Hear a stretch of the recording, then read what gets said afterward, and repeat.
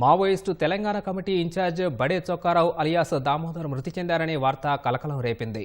ఛత్తీస్గఢ్ రాష్ట్రం బీజాపూర్ జిల్లా పూజారి కాంకేర్ ప్రాంతంలో ఈ నెల 16న జరిగిన ఎన్కౌంటర్లో దామోదర్ మృతి చెందినట్లు Maoist party south Bastar division committee కార్యదర్శి గంగా పేరిట లేఖ విడుదలైంది.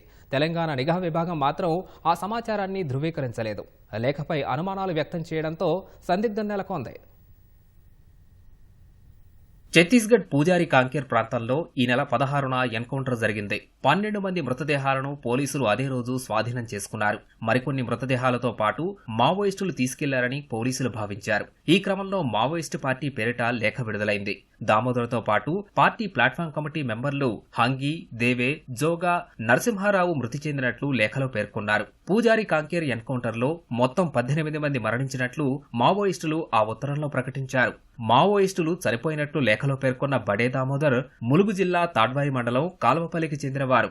3 దశాబ్దాల క్రితం అప్పటి పీపుల్స్ వార్ పార్టీలో చేరారు. దూకుడుగా వ్యవహరిస్తారనే పేరున్న దామోదర్ కు తెలంగాణ ఏర్పడిన తర్వాత మావోయిస్టు రాష్ట్ర కమిటీకి మిలిటరీ చీఫ్ గా బాధ్యతలు అప్పగించారు. అప్పట్లో ఏర్పాటు చేసిన రాష్ట్ర స్థాయి యాక్షన్ టీం కు ఆయనే నేతృత్వం వహించారు. కరోనా సమయంలో 2021 జూన్లో అప్పటి రాష్ట్ర కమిటీ కార్యదర్శి యాప నారాయణ అలియాస్ హరిభూషణ్ అనారోగ్యంతో మృతి చెందడంతో ఆ స్థానాన్ని భర్తీ చేసే విషయంలో పార్టీలో చర్చ జరిగింది. కొయ్యడ సాంబయ్య అలియాస్ ఆజాద్తో పాటు దామోదర్ పేరును పరిశీలించారు. అయితే ఆజాద్ సీనియర్ కావడం, దామోదర్కు దూకుడు స్వభావం కలిగి ఉండడం లాంటి కారణాలతో ఇద్దరిలో ఎవరినీ నియమించలేదు. కేంద్ర కమిటీ సభ్యుడు, ఉత్తర తెలంగాణ ప్రత్యేక జోనల్ కమిటీ కార్యదర్శి చంద్రన్న మార్గదర్శకత్వంలోనే రాష్ట్ర కమిటీ పనిచేయాలని నిర్ణయించారు.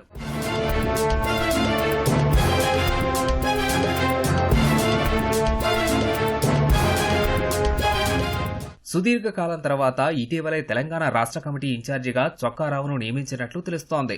మావోయిస్టు పార్టీలోనే కొనసాగిన దామోదర్ భార్య రజితను తెలంగాణ పోలీసులు 2023లో ఛత్తీస్గఢ్ ప్రాంతంలో అరెస్ట్ చేశారు. దామోదర్ సోదరుడు బడే నాగేశ్వరరావు సైతం పీపుల్స్ వార్ పార్టీలో పనిచేసి ఎన్కౌంటర్లో మృతి చెందారు. తాజాగా జరిగిన ఎన్కౌంటర్లో 12 మంది మృతి చెందారు. మరోవైపు ఛత్తీస్గఢ్ పోలీసులు శనివారం రాత్రి 9 గంటల ప్రాంతంలో ఒక ప్రకటన విడుదల చేశారు. మృతుల్లో 10 మంది మావోయిస్టులను గుర్తించామని, వారిపై 59 లక్షల రివార్డు ఉన్నట్లు బీజాపూర్ ఎస్పీ జితేంద్ర కుమార్ యాదవ్ ప్రకటించారు. మృతుల్లో తెలంగాణకు చెందిన నరసింహారావు ఉన్నట్లు ప్రకటించారు. ఆయనపై 8 లక్షల రివార్డు ఉన్నట్లు వెల్లడించారు.